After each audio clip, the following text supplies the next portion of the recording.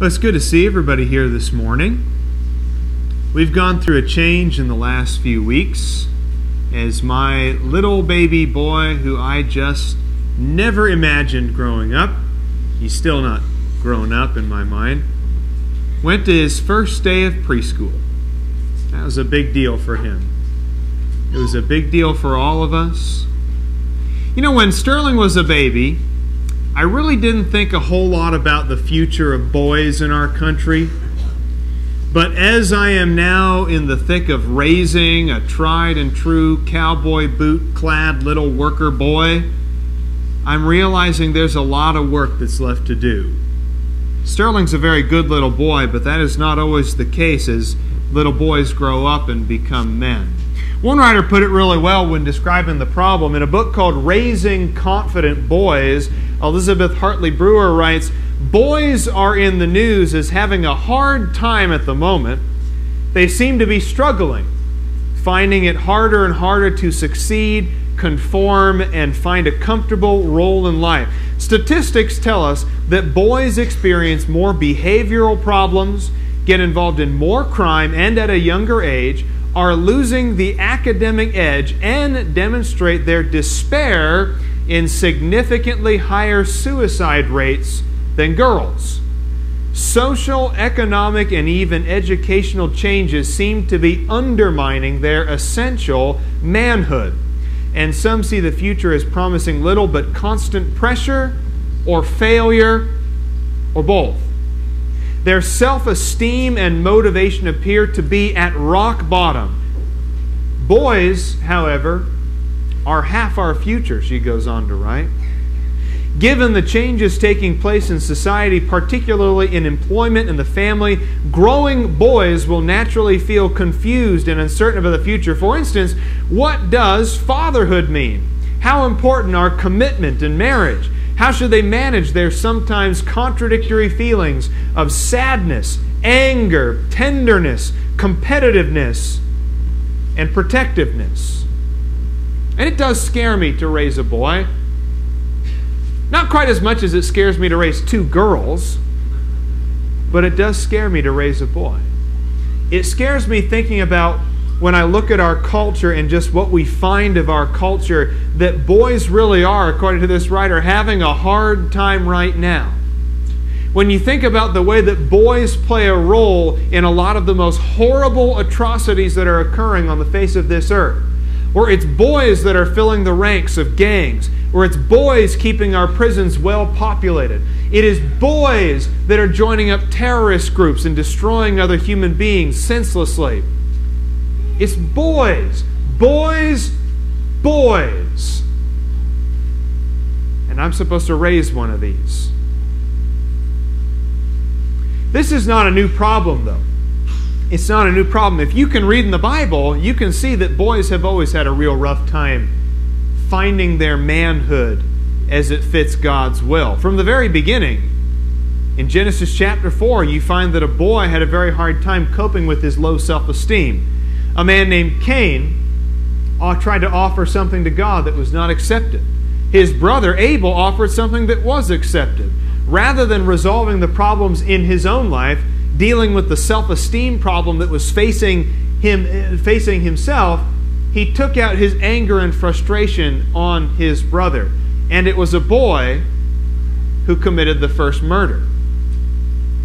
The stories of Isaac, Jacob, Esau, even the greats like Abraham, Noah, and Moses, they're filled with examples of disregard for honor, disrespect for authority, self-will, self-righteousness, and a poor attitude toward God. You think of stories like Saul, King Saul, the first king of Israel, and his many, many failures as a man.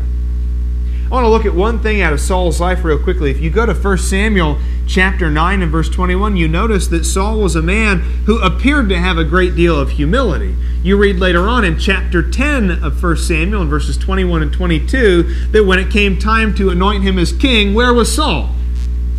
God announced to the people that there's your king hiding in the baggage. He's hiding amongst the luggage. Now, some people look at that and say, look at the humility of Saul. What a humble man he was. Oh, Saul was so humble, he didn't want the throne for himself because he was so humble. And yet, I think that there's more evidence in the Scriptures to show that it wasn't that Saul was humble, it's that Saul didn't want to take responsibility. His biggest problem was self-esteem. His biggest problem was always having an inferiority complex. Even though he was head and shoulders taller than everybody else around him, you look at everything else that he did in his life with respect to David, when David was young and when David was made king. You look at everything that he did to the Philistines and his failure to truly deal with them as an enemy. You look at the way he disregarded God's commandment on several occasions blatantly. And it wasn't a matter of humility with Saul. It was a matter of Saul having bad self-esteem. It's encouraging, though, to remember that just as the problem is not new, the solution is not new also. And the solution has always been there. And there have been good examples of young men who have really been grown up in God and have done really good things and made the right decision. I try not to focus so much on the bad examples because bad examples can discourage us and make us wonder, is it possible? Is it possible to ever grow up and be the kind of man I'm supposed to be? Yes, it is. Peter, James, John, Andrew all prove it. When you think about the disciples of Jesus, most of them lived well into the 60s in the first century. Some of them, like John, lived into the 90s in the first century AD, which means at the very least, John was about 90 years old when he died. When Jesus selected his disciples, when he found them making fishing line over here and putting nets together and working at a tax office over here, when he found his disciples, most of these guys were 20 or 30-year-old men. You ever think about that? Jesus himself at the beginning of his ministry was only 30. Jesus was younger than me when he started his ministry. Peter, Andrew, James, John were all probably younger than me.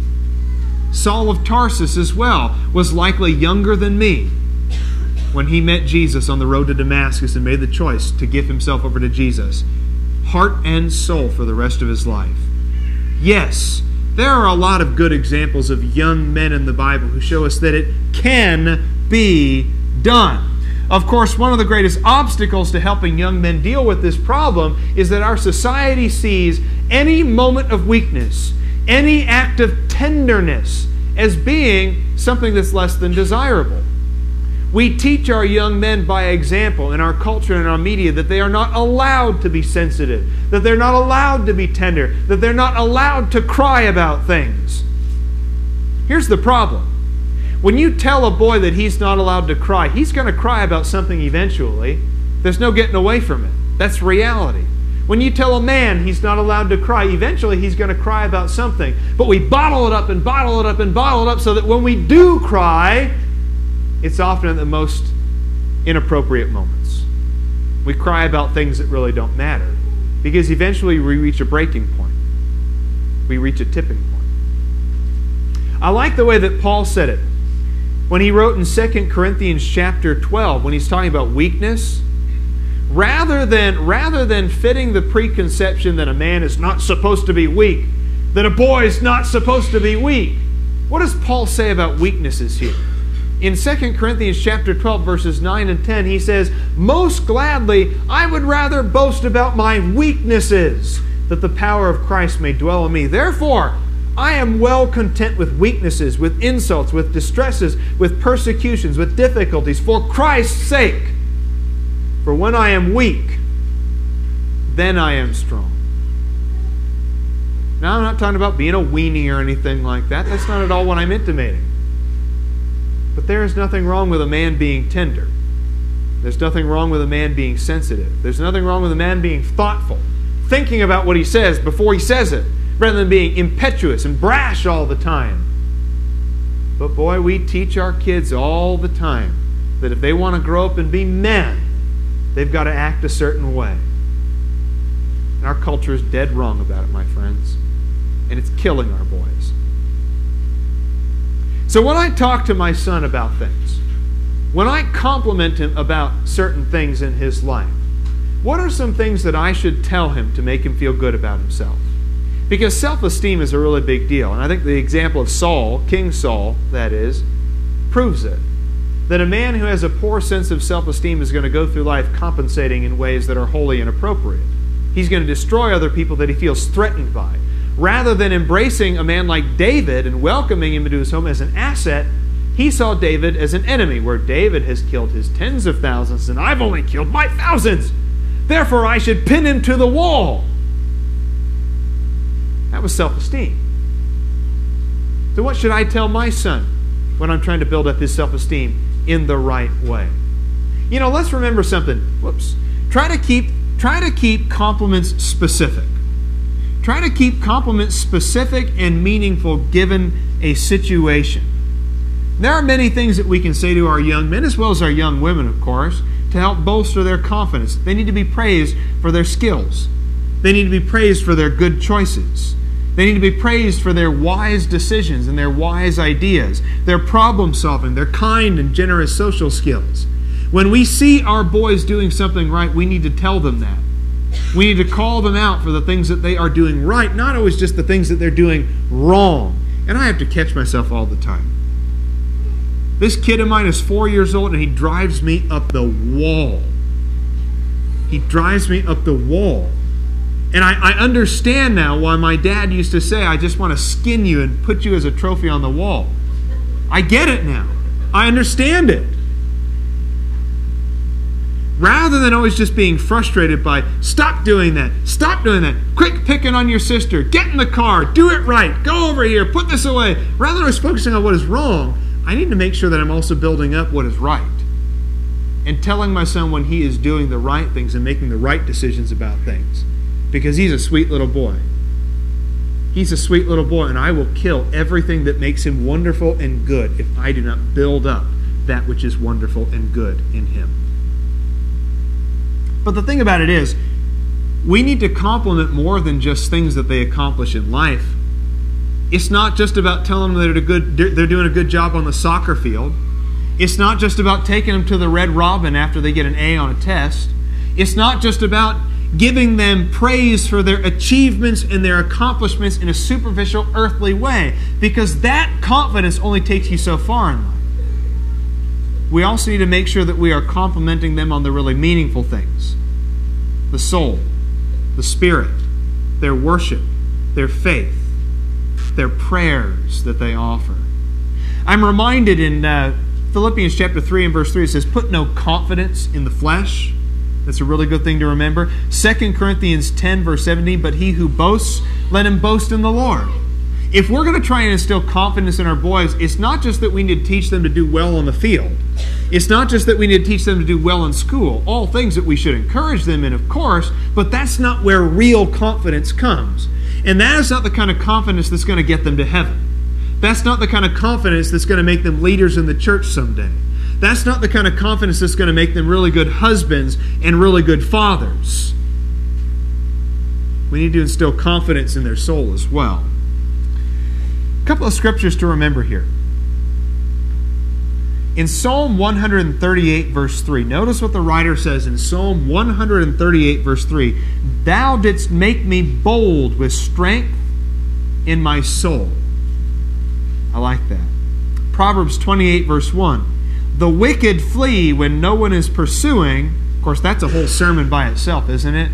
The fear that wicked people have to live with. Always looking over their shoulder, wondering when the heat's going to come. But let's look at the second half. But the righteous are as bold as a lion. That's a cool verse, isn't it? You can teach your kid how to make varsity, and you can praise him when he's captain of the football team, and you can put a bunch of pins on his sash when he learns how to make fire in the woods with the Boy Scouts.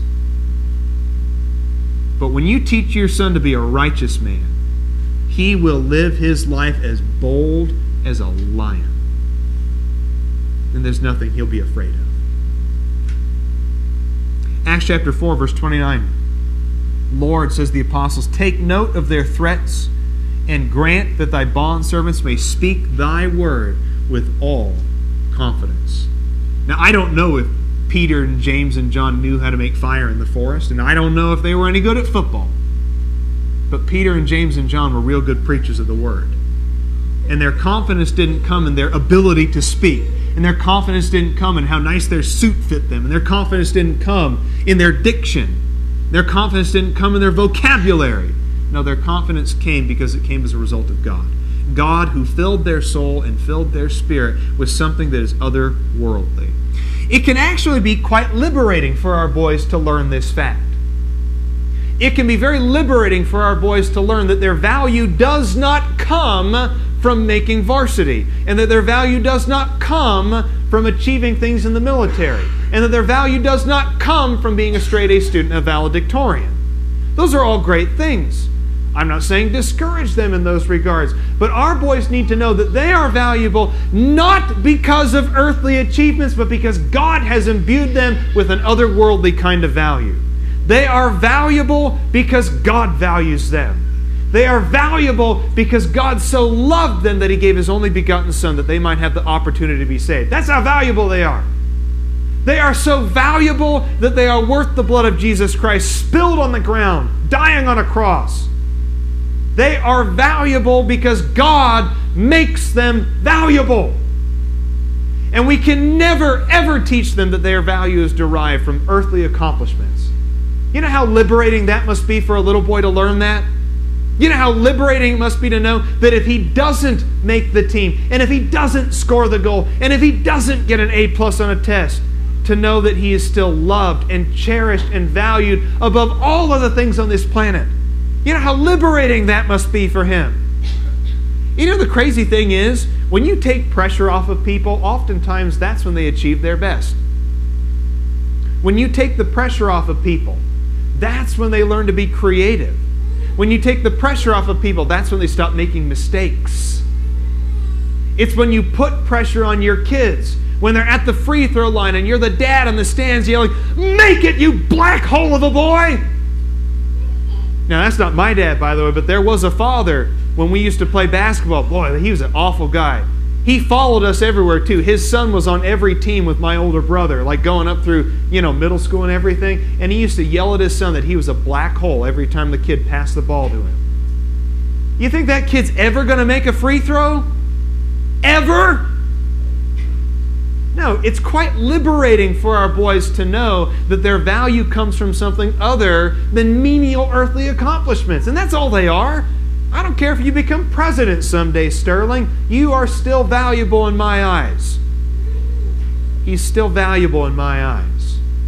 We must teach our boys that lesson.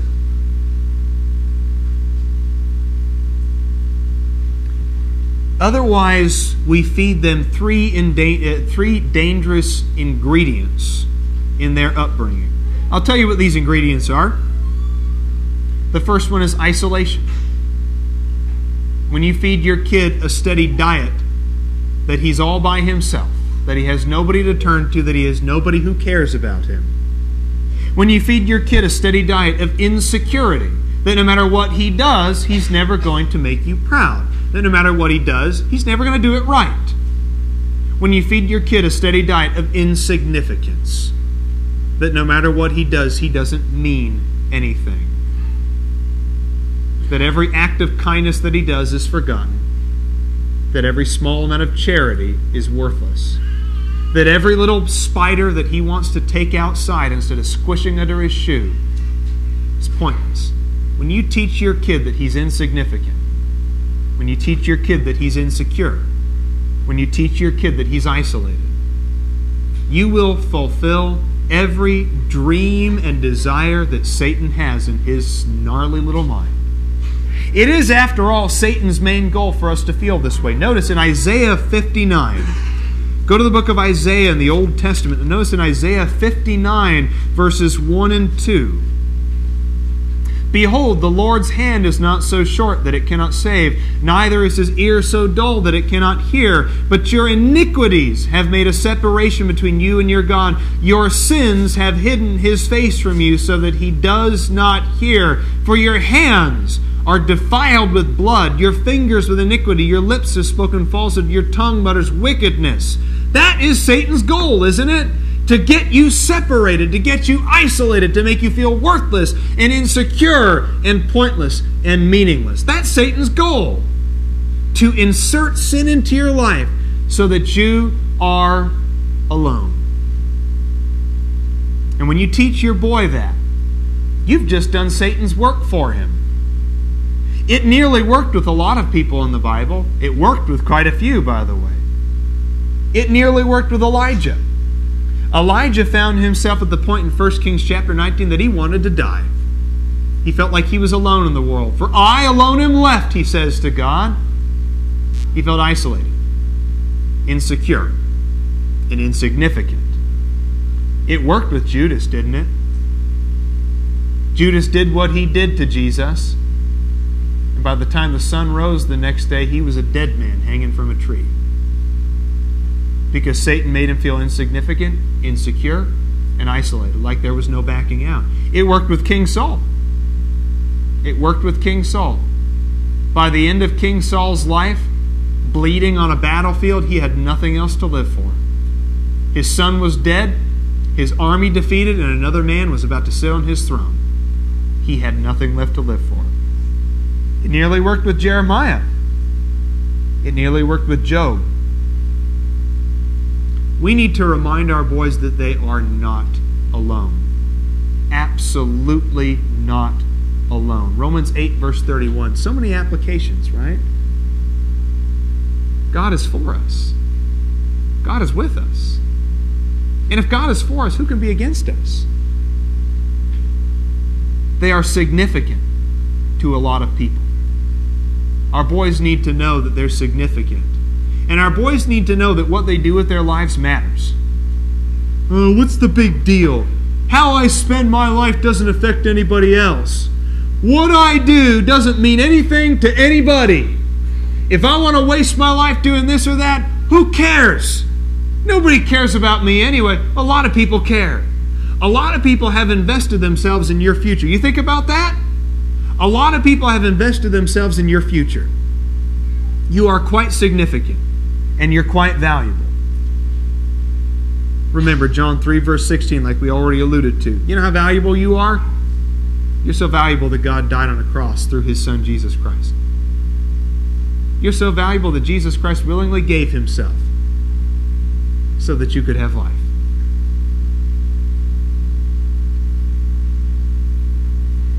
The writer from the book that we quoted earlier says a really great phrase. She says, after all, presents are no substitute for our presence. Nice little play on words there. So whether we're parents or coaches or counselors or a preacher or an elder or just somebody that our boys look up to in the community, our boys need our support and our companionship. They don't need our stuff. I can work 70 hours a week and make a whole bunch of money, and the reason is I got to afford that speedboat so we can take the kids on the lake. I got to work 70 hours a week so that we can afford a great big vacation. So you're saying you're going to sacrifice 51 weeks so that you can spend that 1 week on vacation with your kids. Guess what? Your kids don't want a big house. I know. Boys are ridiculous. They go through the toy section. They, I want it. I want it. That's my favorite. You don't even know what it does.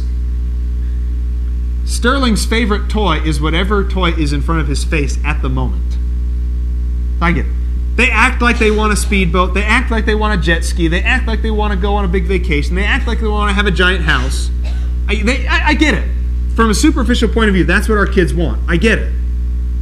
But you know what our kids want more than anything else? And they'll never say it, but you can see it in the look on their eyes when you actually do spend quality time with them. What your kids want is you. That's what they want, is you. Sterling wouldn't care anything about a truckload of toys if I sat down with him with a few blocks and built something on the floor. We went running yesterday. That's all he wanted. He didn't want something that cost $1 million. I got home from my run yesterday morning, all sweaty and tired, ready to eat breakfast. And he said, Daddy, I want to put my shoes on and go running with you. I said, well, you know what, son? Let's go running. Then Heidi wanted to go running, and really it was mostly she ran and then walked and then got carried. It's good exercise for me. Our kids want our presence, not our presence. And in many ways, I think this is why some churches decline. This is why families fall apart. This is why kids bring guns to schools and shoot their teachers. This is why kids commit suicide. Because they don't have our presence. They're alone. Now, the previous 2 points, the 3 dangerous ingredients and presence, not presence, if we fail to live by the 2 previous points, this will be the result. Here's the sad conclusion to the matter.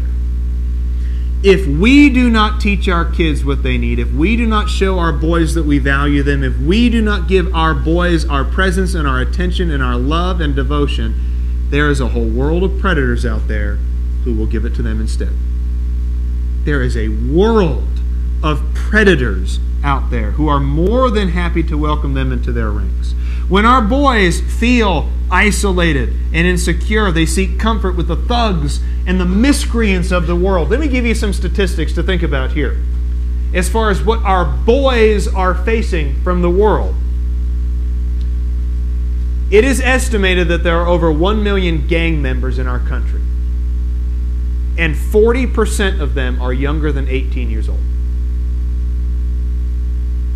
There's a show called Drugs, Inc. I think it's on the Nat Geo channel.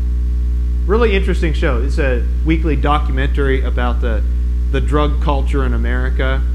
A lot of the episodes tend to focus a lot on gang activity, which is really, the ones trafficking the drugs. And it's interesting when you hear these kind of anonymous, the faces blurred out and the voices distorted. When you hear these interviews with drug traffickers, they all have the same story. Yeah, I got started when I was 12 years old. Older gang members recruited me. I did odd jobs and small things around the gang and worked my way up the power street. It's all the same story. 10, 11, 12-year-old boys getting recruited by the gangs. And why? Well, I had a broken home. I didn't have a father. Nobody cared about me. I was doing bad in school. And the gang seemed like easy money and social acceptance. It's the same story. It's the same story for all of them. Another statistic here. On average, boys are sexually active before they are 17 years old. 17. Younger than 17 on average, boys are sexually active. And there's plenty of opportunities out there for them to get started. 28% of boys between the ages of 12 and 20 drink alcohol. 28%. That's over a quarter of boys between 12 and 20 years old drink alcohol. In the United States, here's the one that's really shocking for me. In the United States, on average, boys are 11 years old when they view their first pornographic imagery. On purpose, that is. 11 years old when they begin to seek out pornography. And there is $1 billion industry of pornographers who are more than willing to recruit our young boys into the industry. There's a world of predators out there. And if you don't give your boy attention, they will. If you don't love your boy, they'll seek it somewhere else.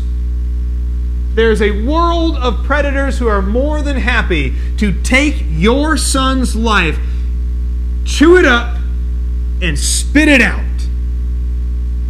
After I watched an episode of Drugs, Inc. the other day, in this interview where they were talking about boys being recruited into gang activity, it was so funny. I just was listening and it dawned on me, that's Proverbs chapter 1.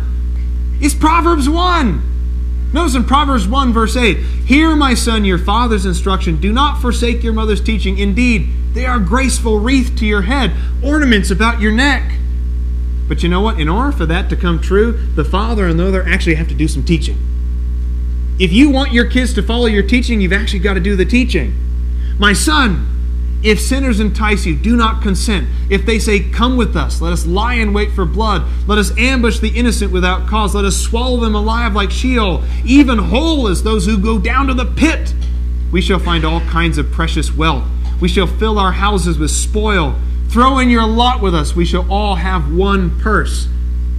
Now, I know that there's no gang member today in Oklahoma City or LA who's going to talk like that. But when you look at the content of Proverbs chapter 1, that is exactly what's going on. It's the exact offer being made. Throw in your lot with us. You'll be a rich man. It's easy money. It's social acceptance. It's being a part of the strong while preying on the weak. That's the offer of every predator. And by the end of this context, he goes on to say in the last couple verses there, they lie in wait for their own blood. They ambush their own lives in verse 18. So are the ways of everyone who gains by violence. It takes away the life of its possessors. There are two paths then. Two paths. Our sons are either going to learn life from us, or they're going to learn death from the world. There's no middle ground. No getting away with it. We'll bring the lesson to a close there. And I want to encourage you. I know this lesson is kind of geared at the boys. I understand that. There's a lot of things that we need to talk about with our girls too. And I'll be working up a lesson here in the coming months that's going to focus more on dealing with the girls. Because like I said, I've got two of them that I have to do something with here in the next 18 years. But you know what? Whether you're a boy or a girl, man or woman, adult or child, we all have the same need, don't we? The need to be reconciled to our God. Sin is a great separation, like Isaiah 59 puts it. It is a great separation. We are separated from our God because of it. Jesus Christ came so that He could bridge the gap. He could be the mediator between God and man. He could be the thing that reconnects us with our Maker, our Creator. He's our Savior. If you've not been living the way that you should, if you have been living by the flesh, if you've been living by your own will, your own wisdom, selfishness, now is an opportunity for you to put all that behind you. Live the life that God intends for you, the life that God has set up for you through His gospel. It is good news after all. And who's going to reject the message of he who believes and is baptized shall be saved? So whatever needs you might have, I encourage you to please come forward as we stand and sing.